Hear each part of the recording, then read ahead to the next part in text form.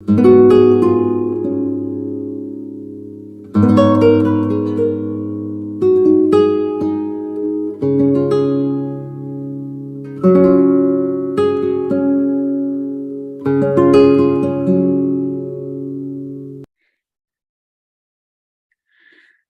welcome everyone. This is Glenda Dawson of Glenda's Magical Creation, and I just wanted to let you know we bring this show to you on the Conscious Awakening Network. I have my own channel there, Glenda's Magical Creations, and every single show is directed so you are made aware of different experiences, different points of view, and also so you can actually raise your vibrations and become aware and awake and grow in that awakening.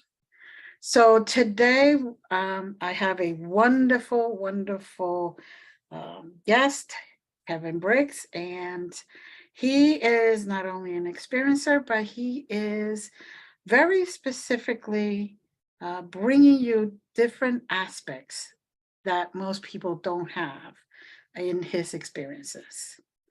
So, Kevin, welcome.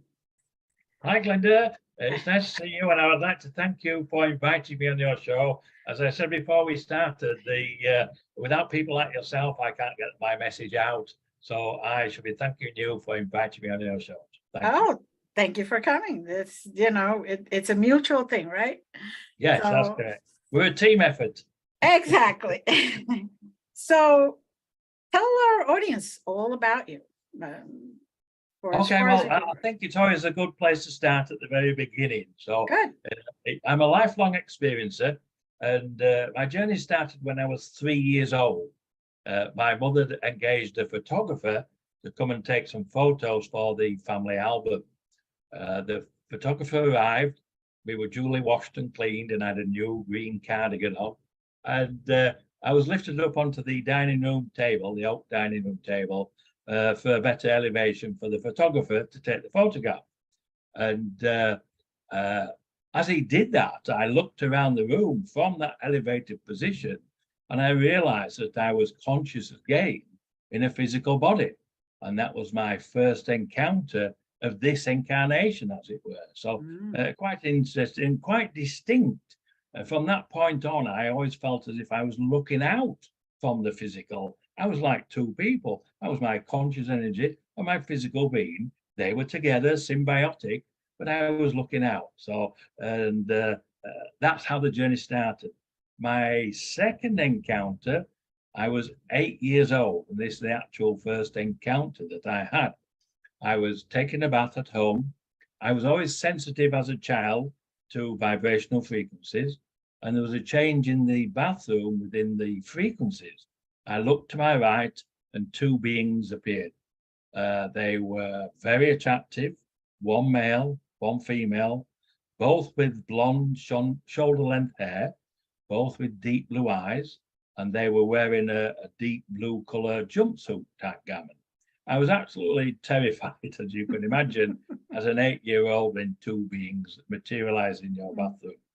They were speaking telepathically about me, not to me.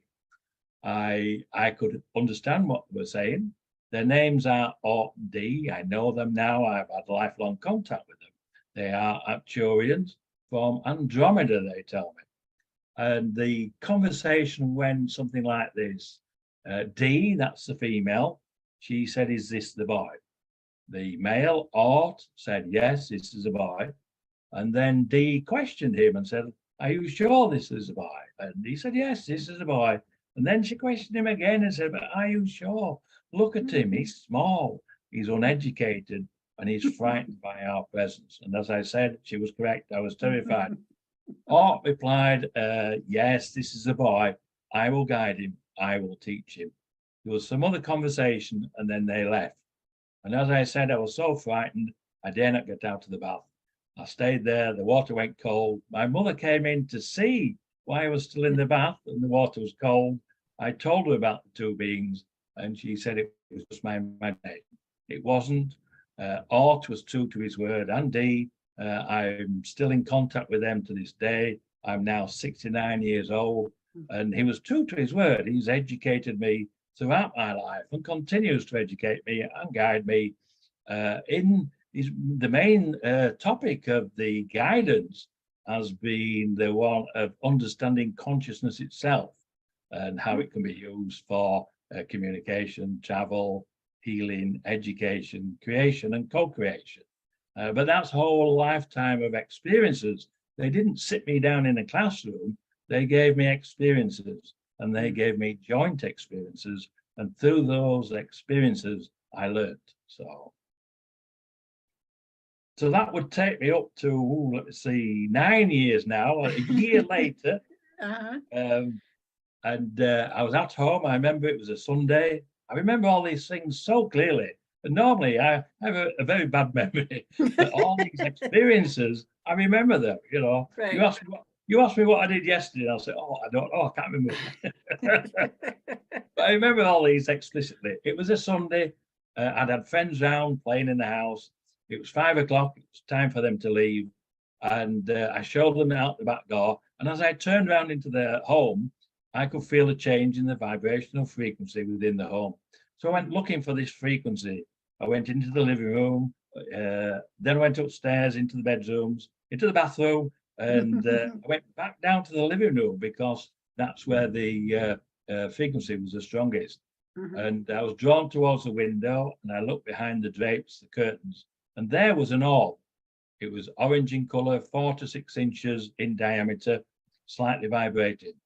There was no communication at that time, and I didn't know what it was at that time. I was a little concerned because I thought I'd brought it into the home, and if my mother saw it, I would get into trouble. So I thought, oh, well, it'll disappear later on in the day. I went to bed that night hoping that it wouldn't be there in the morning. As soon as I woke up, I could feel the vibrational frequency in the home. To cut a long story short, it stayed there until Friday. When I came home from school on Friday, I opened the back door and I knew immediately that it had left. What I know now that was Ort, one of the beings that materialized in my bathroom when I was 8. But it was his pure conscious energy. There was no communication that I was aware of, but immediately after he left, my psychic abilities were enhanced no end, to the point where I could leave my physical body and travel as pure conscious energy as and when I wanted. I would only use it as a child to go and visit my grandparents who live 70 miles away in Liverpool. And I would just relax, open my mind, travel over there as pure conscious energy, leaving my physical body behind in my home. And I would enter through the roof. I would go upstairs into the master bedroom where they had a dressing room, and I would sit down on this seat and look down through the floor. The floor would appear opaque. I could see my grandmother in the kitchen, usually cooking on a Sunday, and my grandfather either reading the newspaper or watching the TV. And I often wondered when I sat there as a 9-year-old, what would my grandparents see if they came upstairs? I now know the answer to that. They would have seen an orange round orb, 4 to 6 inches across, slightly vibrating. That would have been my pure conscious energy. So that was the beginning of my psychic abilities in relation to Ort and Dee sharing this information with me. I suspect that they activated something within my DNA. Our DNAs are like frequencies, and I suspect that orb activated something within those frequencies that allowed me the access to the psychic abilities that we all have. We're just not aware of them. So that would take me up to 9 years old. And then what next? Oh, 14, yes. Let me see what happened when I was 14 now. Oh, yeah, I had a paper round when I was 14, like young kids do, for some cash, so I could buy things I wanted. And every time I left the home, a UFO would appear directly above the house. The second one would always appear and come from the opposite direction. They would follow me around the paper round, and when I'd finished, one would usually go back the way it came, and the second one would just go straight up into space. But when that happened, I was always aware of a change in frequency behind the hedge, behind the wall, as if someone was there with me. And on one occasion, I plucked up courage and I asked, I know you're there. I said, come out and show yourself. Two small grey beings appeared. I wasn't frightened at the time. I asked them what they wanted, and they said there was a group of people that wished to meet with me. And I said, well, I've got my paper round to finish, and then I've got to go to school. And they said, well, you can finish your paper round, and then we'll have you back in time for school. So I agreed to go with them. So I left with them, and I was taken to a large, what I think was a mothership because of the size of the hangar. It was absolutely huge. And within that hangar were all these different shaped crafts, the ones that we see flying around planet Earth that people take photographs of that are always blurred. But they were all in there, in this huge hangar. And I was led down into a door, down through a corridor to an amphitheater. I went into the amphitheater, and in that amphitheater, it was full of different beings, all sat there. And at the front of the amphitheater, there was a table. And on that table were 8 beings. I was led down to the front, and I was introduced to all 8. The first 2 were Orton D, the 2 that materialized in my bathroom when I was 8. Then there was Anna. She was a blue bird type being, very empathic, with little dark blue feathers, very, very tight. And then there was Zark. He's a small grey, an engineer. He's a mathematician. I know a little bit about him. He has a sense of humor. He designs propulsion systems. He comes from the Pleiades system. He has a partner and 3 offsprings. He refers to them as offsprings and not children. And after that will be the leader of the group, Ra. He's very old, very ancient. His energy was tremendous, and he's Anunnaki, and he leads the group. And then after that was Tag. He's a tall grey, and he told me that he was responsible not only for the security of the Council of 8, but for the security of this quadrant of the galaxy. And I never thought about galaxies being separated into quadrants. That's what he told me. And then Chica, I was a little perturbed by Chica because he was over 6 foot tall, and he was like, he was a mantis being, or he is a mantis being. He looked like a big grasshopper, and I was a bit perturbed by that. And Anna, the blue bird type being, picked up on that, and she came over and supported me while I was introduced to Chica. And then finally it was Orla. She was a tall white. I think she told me she's an astrobiologist. She was quite interested in her features. She was very gaunt. She had big eyes, and her hair was translucent. So that was the initial 8 that I met. And I thought then I was there just as a human specimen child to be paraded in front of the group that was there. I know that's not the case now. That was a council, like we would have a parliament or a congress or a senate with the speakers sat at the front and all the delegates in the rest of the room, whether it be an amphitheater or just a large room. I realize that now. I didn't then at the time. Right. So after the introduction, I was taken back home. I got home about 25 minutes later than normal for my from my paper round. And then I had my breakfast and I got to school on time. So I was away for about 25 minutes, and they dropped me off by the gate. So that was convenient. That was nice. I didn't have far to walk. So so that takes us up to 14. And I still have contact with all 8 of these beings to this day. And they're part of my life, they're part of who I am. And that's why I'm able to speak about them confidently, and the fact that they've guided and educated me in many aspects. Then what will be the next stage? Now, about 17 or 18, I'm trying to find other people that have these abilities who can travel outside the body. And as a child and as a young teenager, I would just use it. I'll give you a quick example. In those days, we didn't have cell phones.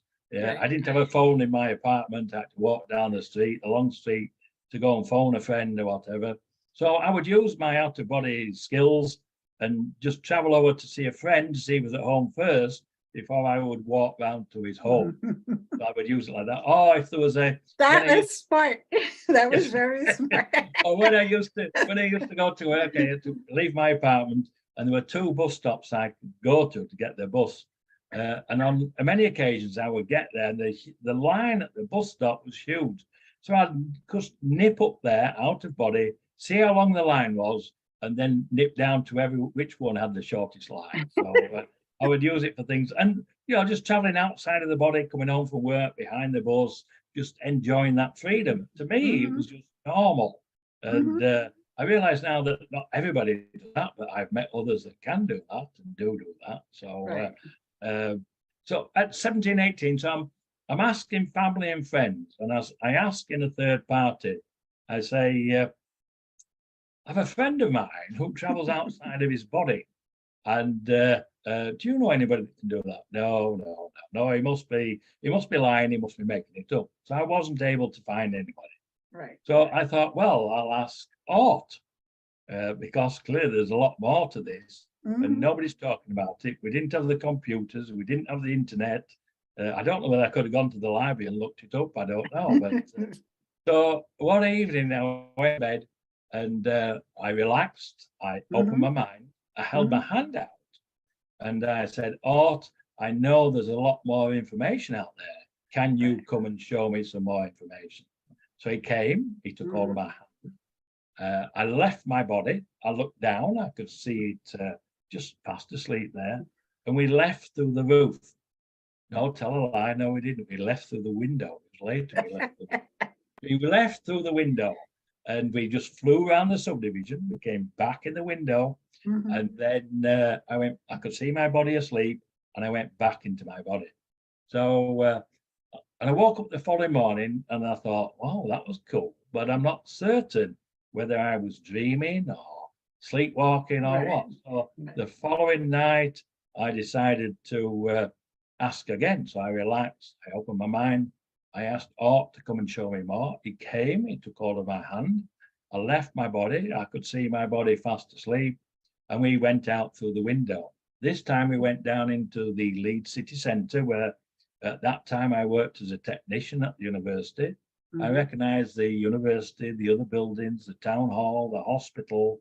And then we flew back into my window, and I'd see my body asleep, and I go back into my body.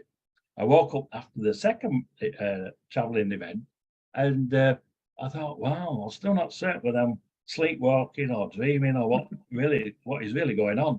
So I thought I'll try this for the third night. So again, same routine. I relax, open my mind, ask Art to come and show me some more. He comes, he takes hold of my hand.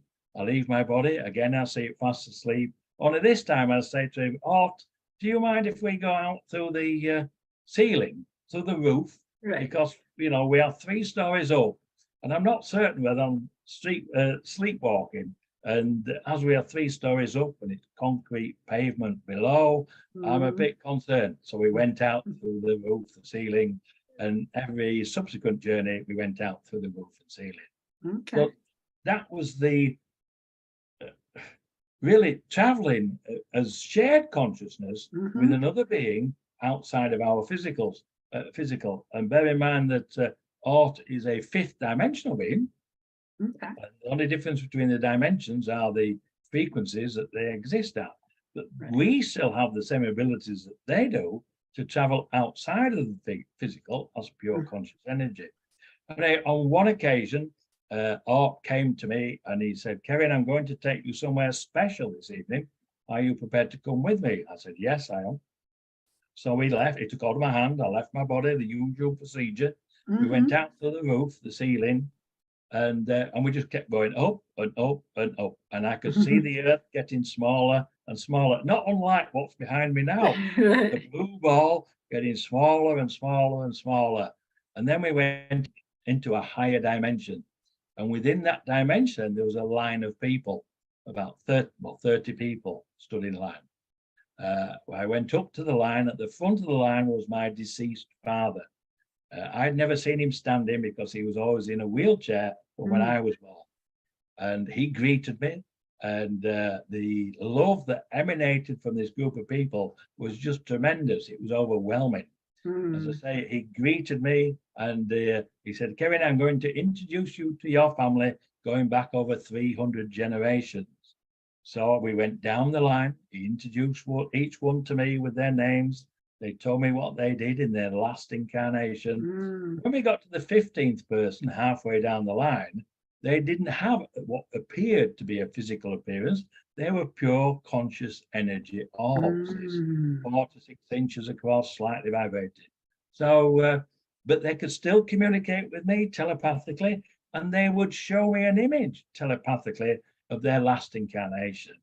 So I went all the way down the line, introduced them, and then it was time to leave. So we went back, myself and Art, back. We came back down to our dimension, down to Earth. I could see the Earth again. Back to my apartment. I could see my body fast asleep, and I went into my physical body. Now I did that for over a couple of years, and I got so confident with doing that, I could do it on my own. I didn't need Art. So that was really a lesson, an experience that he gave me, and I learned from the experience and was able to do that on my own. But then I was finding that each time I went, this group of people, again, this tremendous amount of love that emanated from the group, they always asked me to stay. And I said, well, I can't stay because I'm enjoying my current incarnation and I've got things I want to do. But I know that you will be here when I come back. So on one occasion, I was at work and I thought, well, I don't really want to go back and see them again now because of this difficulty of getting back into my physical. But I thought, well, I should at least go and let them know. So that evening, I decided to go for the last time. I relaxed, I opened my mind. I went up to visit them. But bearing in mind, I've been doing this for 2 years. And I explained to them the reasons I've just gone through as to why I wouldn't be coming back to see them. But as I said to them, I know you are here. When my physical expires, we will meet again. And they tried to persuade me to stay, but I was adamant. So I went back into my physical, and I've never been back to see them since. But I know that they are there. So, so I'm quite happy with that. But again, it's just these experiences, these lessons that they've given me. So I also have experienced that overwhelming love from our ancestors. And when I, also went and traveled and did that, and it's like, oh, tempting, very tempting, because I have no pain, no nothing. It's just pure love, and you're like, no, I can't. I got to go back. But I understand completely. It's a feeling that it's hard to explain unless you. I think it is because it's actually overwhelming. It is. It's overwhelming. It is. Yeah. But it helps you. I mean, we all lose our loved ones, our families, our mothers, our fathers, our friends eventually. But it helps with the fact that we have an understanding that we go to these higher levels, these higher dimensions, really. And all they are higher frequencies of consciousness where we are still alive without the physical, but we're still alive and still enjoy. And still, some come back down and connect with us. And if you're open to the signs and the frequencies and things, they're around us all the time, guiding us, helping us. And if you ask, they'll help you. We're part of their family. So yeah, once you realize that, it makes life so much easier here. When you do lose family and friends, unfortunately, it's still painful, but we have that knowledge. So yeah, exactly. So my next, not a great deal happened after that. I was traveling about out of body just for pleasure, and I can go anywhere I choose to go using thought and consciousness. And I was a police officer in the UK for many years, and I used to do a quick changeover double shift where you start at 10 at night and work till 6 in the morning, and then 2 till 10, and then 6 till 2. And I was always tired when I came home at the 6-2 shift. So I would always go to bed for a couple of hours until my wife came home at 5 o'clock. On this occasion, I went to bed and I was just snuggling down, and I saw this shadow person in the bedroom, and he looked directly at me, and they don't normally do that. And not only did he look at me, he beckoned me like this. And I've seen shadow people all my life since being a child. I know who they are and where they live or whatever. And they're just mischievous beings that live between the dimensions. Exactly. And sometimes they're used for communication, which we're doing in this instant. And I told him to go away. I said I was tired, come back later, I'm not interested. But he walked through the door. A couple of minutes later, he comes back again. And he looks at me directly in the eye and he beckons me again. And I said, no, I'm tired, go away, leave me alone. So he left. Anyway, he came back a third time. And I thought, you're so persistent. You obviously want to show me something.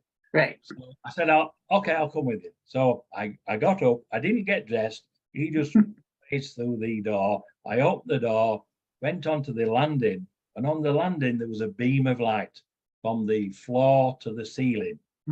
I always describe it as, if anybody's watched Star Trek, when they beam down from the craft down to a planet, they step into this beam of light. Right. Well, it looked just like that. And I said, well, you've come to all this trouble to get me here, I'll step into the beam of light. So I stepped into it. And immediately I stepped into it, I felt euphoria, just total euphoria. And it lasted for a few seconds. And then a voice spoke to me and he said, I am your father. You are your father's son. I didn't know who that was at the time. I suspected, but I found out later and clarified it. It was Ra, the lead counsel of the Council of Eight. And I've met him several times over the years, and his energy is absolutely tremendous. So he stayed for, again, not too long, and then the beam disappeared from the ceiling and the floor sequentially and disappeared in my chest, abdomen area. And then I was wide awake, but no longer tired. I was full of energy. I didn't go back to bed. I got dressed. I took my dogs out for a walk. My wife came home at 5 o'clock. I told her about the incident, and we went out for a meal. We went to a local Italian restaurant, which we never did when I've been on quick changeovers because I was always too tired. Right. So that was another experience with Ra, the lead counsel of the Council of Eight. So that does that, to clarify, there would be then 9 beings. The Council of Eight consists of Or, Di, Ana, Za, Ra, Tag, Chika, and Ola, the ones I've mentioned. But there's a 9th being who is spiritual in nature, and her name is Shiva, and she spells it Sheeva. I asked her if she was Shiva, the Hindu god, and she says not.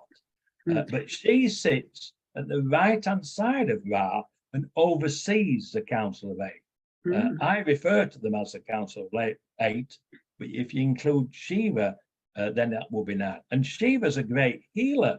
I have a friend of mine who I introduced to Shiva and the Council of Eight, and now she works with people with Shiva in healing chambers to heal people. So just fascinating, really.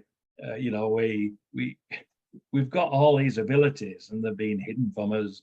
And like myself are speaking out about it, and we're moving forward. We're educating ourselves, which is what we need to do. And we need to learn about our spiritual side and the physical side, and really the changing the whole reality of our reality that we create through thought and consciousness. So that would take me up to probably, I was then probably getting on with my life, the usual things, my job, my career. I met my wife, Sandy, and I thought I'd better tell Sandy about these extra abilities that I have, and I'm going to ask her to marry me. So I mentioned it that I can see deceased people, I can travel out of body, and I've got other contacts. And she just accepted it, and she said, well, if you're seeing dead people, I want to see them too. So good. And we're still together now. And now the Council of Eight, they show themselves to Sandy. He moves her personal items around the home. She'll put something down on the countertop. She'll turn around and go back to pick it up, and he's moved it. He'll open the blinds. She'll turn around, and he closes them again. And then on one occasion, he moved her shoes in the walk-in closet. My wife comes in, takes the shoes off in the closet, and just leaves them all over the floor. And he came and lined them all up next to the baseboard with the heels. And I asked him why he did that. And he said that he thought it was funny. We don't think our ET star families have a sense of humor, but he does, clearly. Right. Thought it was funny. He liked teasing her. But there was a serious side to it. And the serious side was to let her know that we are here, we are amongst you. And I did ask him, did you pick up the shoes physically and move them and tidy them up? And he said, no, I moved the atoms in space-time dimension. Well, we don't have that technology. Clearly, they do. And they've now shown Sandy a craft. I've got an interesting story about that if we've got time. It's not with the Council of Eight, but I was, one morning, I was trying to communicate with the Council of Eight. I woke up, I thought, I'll just see if I can connect with them, see what's going on. I'll say, like part of my extended family, like picking up the phone and talking to your grandparents or your uncle. So I reached out to them and I couldn't get in touch with them, but I managed to connect with a small craft that was flying by my property here in the central Florida. And flying the craft was a small grey I know as Tia, who I met when I was first taken onto the craft when I was 14. And actually, as I was walking through the hangar, he waved at me, and I waved back. I found out later that he's a pilot, he's a technician, and he flies and maintains the craft. Anyway, so I said to him, "What are you doing here?" And when I can speak with him telepathically, I get a visual of where they are. He was a craft, he was the pilot, and there were 6 or 7 other small greys behind him. He was transporting them from A to B. I said, "What are you doing here?" And he said that he was doing a transporting job, as it were, and we were nearby, so we changed our flight pattern and came to see where he lived. So we had some other conversation, and then he said, "We'll have to leave because, as I said, we diverted from our flight path that we need to get back on that path." So they left. Nothing unusual for me, speaking telepathically, and also have a visual telepathy as well with them as I speak to them. And I can feel the emotions as well if they have the emotions or express them. It's a whole gambit, a whole range of communication using consciousness itself as the conduit for the communication. And anyway, they left. Nothing unusual. I got up. My wife was already up. She'd made a cup of tea, so our usual routine, sit out on the pool deck. I get my coffee and I go and sit out next to her. And she said, "Oh, you won't believe what happened this morning." I said, "No, what happened?" She said, "Oh, we had a beautiful rainbow up here. And I've got 5 acres at the back of the property. And the rainbow was from one fence line all the way to the other fence line, 180 degrees from ground to ground." I said, "Oh, did you get a photograph?" She says, "Yes, I did." I said, "Oh," and then she said, "You won't know what happened next." I said, "No, what happened next?" She said, "A craft appeared under the rainbow." I said, "Did you get a photograph?" She said, "Yes, I did." So I look at the photograph. It's a little blurred, but then they always are. But she saw it quite clearly as a round, small metallic disc. But then when I looked at the time on the photograph, it was exactly the same time on the clock in the bedroom when I was reaching out and speaking to Tia. It was really confirmation, not only for myself of my telepathic and visual telepathic abilities, but for my wife as well, because she's included now in relation to the Council of Eight, and she knows the history and my history of contact with them. So it's nice that they contact and communicate with her now, because without her support, as you can imagine, these things I'm talking about are way out there. And as people have spoken out, they've been classed as delusional, all sorts of things. Well, it helps to have your wife have an understanding of it to support what you. Well, I couldn't do the work I do without the support of my wife. And my wife's a very intelligent person, believe it or not. She was the superintendent at the University of Leeds for the psychology department. Wow. And she was there for, I think, 34 years, I think, at the university before she retired. And she was also on the ethics committee, I think, for the University Medical School. So she had some standing, some educational standing within her own career. So to support me, I think that's quite important. And she's very discerning in relation to, she has she's intuitive. She's intuitive, and she uses that ability to read people.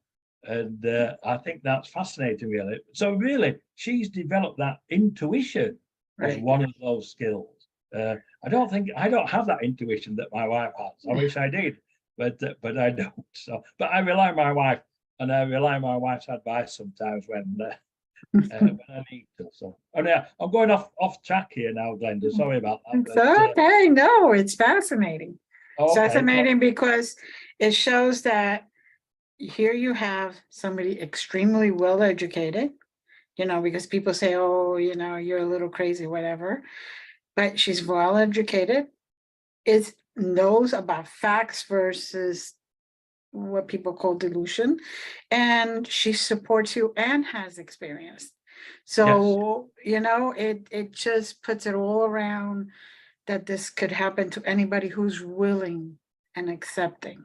Exactly, and that's the key. I listened to someone the other day who, she was middle-aged when she started looking into this, and she's expanded her knowledge similar to mine, probably more than mine, I think, because she was open-minded and asked questions and asked for answers. And that's all we have to do is ask.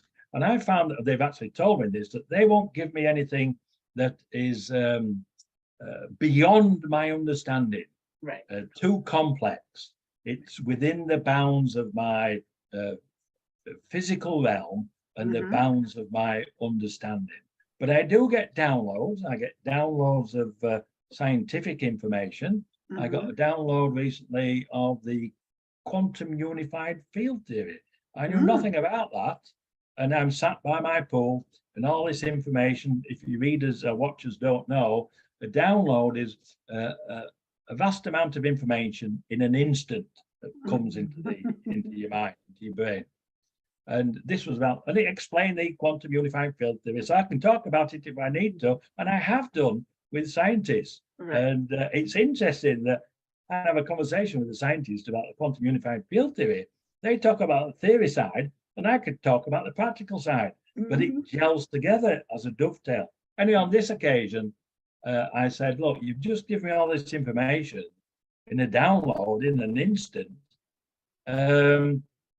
about the quantum unified field theory. Can you show me a craft to show that the information has come from you and it's not just my imagination?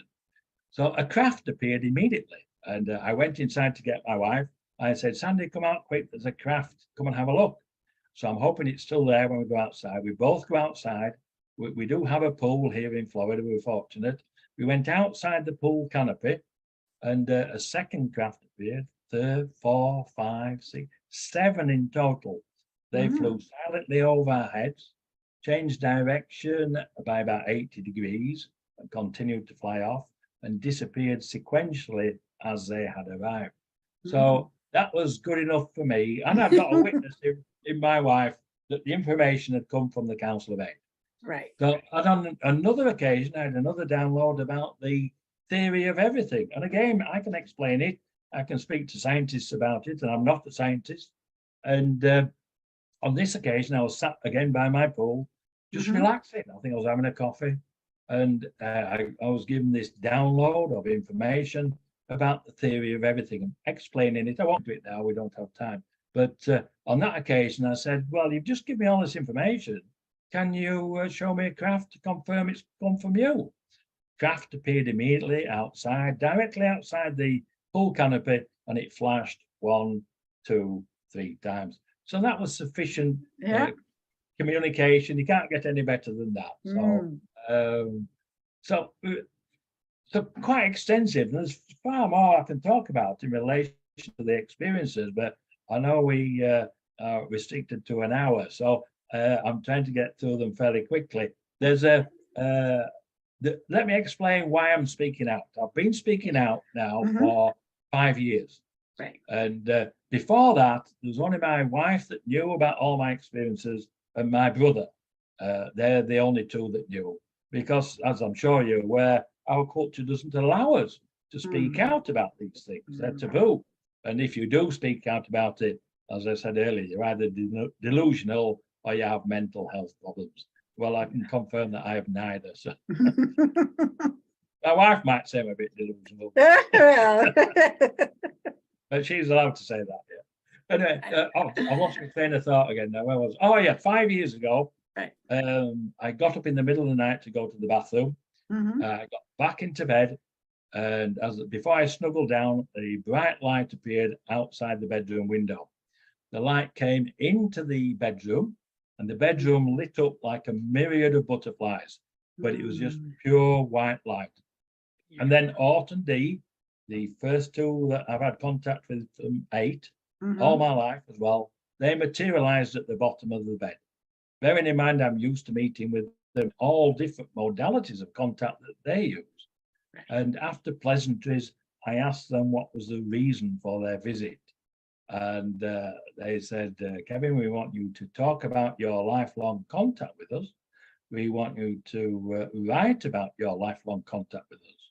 And I remember saying, I don't mind speaking about my contact, but I'm not a writer. And they said, well, we will continue to guide you.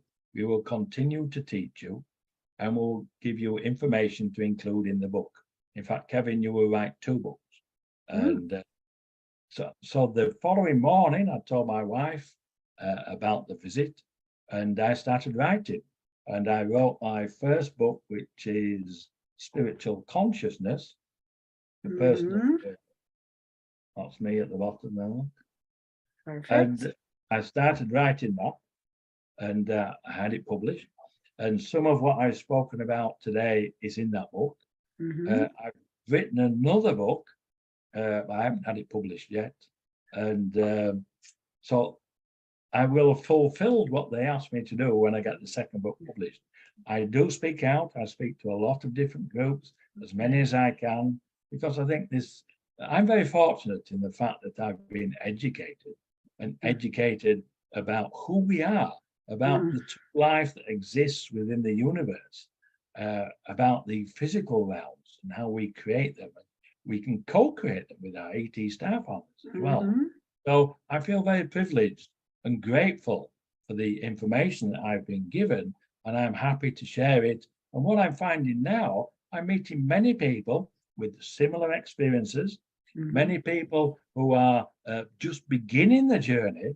Some are halfway through, some are more educated than others in relation to consciousness, and I can help them on their journey. So it's changed my life to some degree, where I now help other experiencers if they contact me, and I go on podcasts like yours and shows like yours, share the information. So because as we educate ourselves, our collective consciousness changes, and that will allow us to then communicate with all the modalities that the higher conscious beings use for contact. And I'm able to I've had experience in all of those, so I'm quite proficient at them. And even telepathic communication is not widely accepted, but probably not accepted at all within our scientific community. But I've met others that have telepathic communication. I have others that have had, in fact, I've got a list here now. The other day, I wrote a list out of all the people that have had contact with the Council of 8. It's just amazing. They all become part of my journey, and it's just fascinating. In fact, I've actually have contact with them, but to me, they come as counsel of mine. So, okay. Yeah, which is, that's why I was like, wait, okay. You say 8, and then you stated the one that the healer and I'm like, okay, all right, yes. There it is. So probably the same council, because I was surprised when I was asked to go down to a MUFON conference in Orlando, which is about an hour from where I live in Central Florida. And I wasn't interested in going, but I was asked to go, so by ought. So, and I remember when I'm driving down there, I said to him, I don't really want to go down here. I'm not really interested in the nuts and bolts of ufology or whatever. Right. So I said, I hope I can meet someone that can help me on my journey. So that was a conversation I had with him on the way down there. I got there. I was very impressed, actually. I'd never been to a MUFON conference before. The caliber of people there, a lot of professional people, a lot of doctors, lawyers, engineers. And the amount of people there was huge. I listened to the speakers in the morning, and I went for lunch. I went to the cafeteria, and the cafeteria was absolutely full, chock-a-block. So I bought myself a sandwich, and I looked for a seat, and I saw one vacant seat on a table opposite two ladies. So I walked up. I said, "Do you mind if I sit down and eat my sandwich?" "No, sit down." So I sat down, and they were chatting away. Anyway, when they'd finished chatting, they brought me into the conversation. And one of the ladies was Dr. Melanie Barton. And that was the lady I was there to meet. I didn't know that at the time, but I met, and now Melanie's become a good friend. And through that, Melanie introduced me to Kathleen Marden, and we've now become good friends. And I met Denise Stoner at the conference as well. And then what happened through that meeting, that single meeting with Melanie, Kathleen Marden, Denise Stoner, and Melanie came round to my home once a month. And I fell into channeling accidentally. I had planned to do. So they came once a month on a Saturday, and I channeled usually Art, but other members of the Council of Eight. And it was recorded, and Kathleen and my wife transcribed some of the recordings. And then recently, Kathleen Marden published a book titled Forbidden Knowledge. Oh, okay. And by Kathleen Marden, that's her on the back, look. And half of the book are the transcripts from the channeling of the Council of Eight. So if you're interested in the what they had to say, it's an interesting read. So, but it just shows you how I've been guided in relation to me, and I'm still continuing on that journey. I'm meeting other people now. The family's getting bigger, as it were, because I'm speaking out and I'm meeting all sorts of people. So I'm very excited for the future. I think it's exciting times for our species, for humanity in general. We are moving toward the golden years for humanity, and once we. So just for those that, so Kevin disappeared. Kevin had a nice little storm going by his house. And, as always, internet loves storms. Welcome back, Kevin. Yes, thank you. It just got dark all of a sudden, and the heavens opened up, and there was thunderstorm, and I just disappeared into oblivion. But I'm back. I'm back. You can't get rid of me that easily, Glenda. I don't think we want to. At least I know I don't. I think I've always found your experience is very fascinating and very much almost like the same as mine, but different, of course. But the fact that you have had positive experiences, like I keep telling people, I understand those that have had negative, and doesn't mean that I don't believe them or anything. Everybody experiences things differently, but I've had such wonderful experiences with just consciousness, ETs, whatever anybody wants to call them that,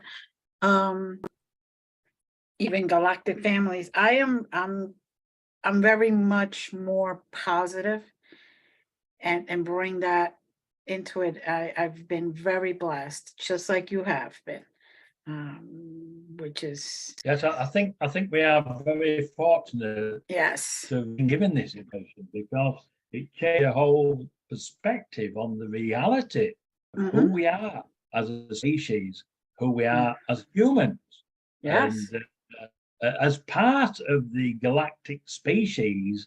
And there are many, but we're a little bit behind in our education to have an understanding of our galactic history and our real position within those galactic values. I suspect we were integrated before, and there were some wars or whatever, and we lost that contact. And you are correct. There are many experiencers who have very bad experiences, and I do appreciate that there are the evil ETs out there, right, as there are evil humans. So we'll deal with that side of it as well. I suspect that I'm protected by, I know I'm protected by the Council of Eight. I've only met with one negative, or two negative ETs. I'll share that story with you if you ever invite me back, Glenda. Oh, of course, we're going to have you back. We want to hear all about this. So, for those that are listening, this is just part one, completely only part one, because we want to get all the details. We want to get all the details. You want all the details? Okay. Well, can I just mention before we finish? Yes. If people are interested in buying my book, Spiritual Consciousness, it's available on Amazon, or you can go onto my website, which is Kevin J, the initial J, Briggs.com. You can order it from there direct from Amazon. And if you go to my website, there's some other interviews that I've uploaded. And if you click on events and media and scroll down, there's other information there if anybody's interested. And my email is kevinjamesbriggs@gmail.com. If anybody wants to email me, they've got questions, I'm quite happy to answer their questions. So looking forward to our next meeting. Like I started to say before the little storm interrupted us, I've always admired you whenever I've heard you speak. And, even when we were together in WISH or Galactic Alliance, we were, it was always fascinating to me because of the different types of experiences that you've had, a more intimate, more one-on-one, and also for the growth and the healing of humanity, not just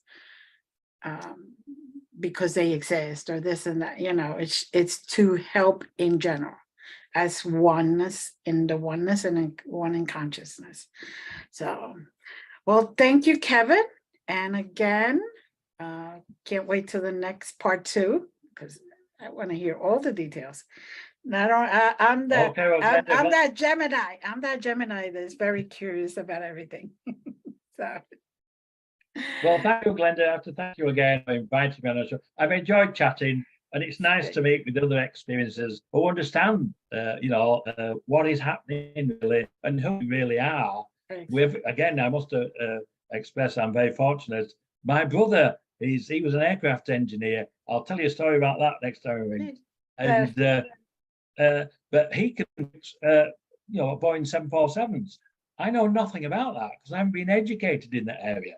I've been educated in the area of consciousness and the galactic family. So it's quite interesting. I'm quite happy sharing the information. So I look forward to when we meet again, Glenda. And thank you. Thank you. Thank you.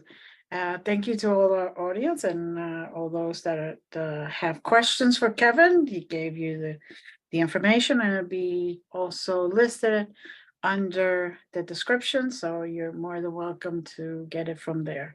Thank you again. Many blessings. And again, as always, love you and sending you love. Bye. Thank you. Bye-bye.